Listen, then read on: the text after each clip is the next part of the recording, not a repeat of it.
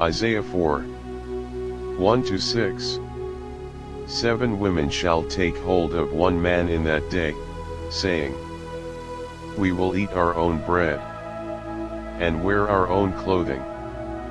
Just let us be called by your name. Take away our reproach. In that day, Yahweh's branch will be beautiful and glorious, and the fruit of the land will be the beauty and glory of the survivors of Israel. It will happen that he who is left in Zion, and he who remains in Jerusalem, shall be called holy. Even everyone who is written among the living in Jerusalem, when the Lord shall have washed away the filth of the daughters of Zion, and shall have purged the blood of Jerusalem from its midst.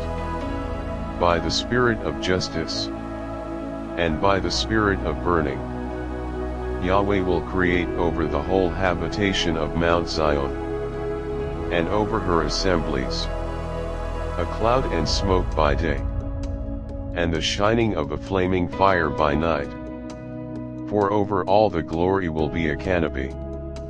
There will be a pavilion for a shade in the daytime from the heat, and for a refuge and for a shelter from storm and from rain.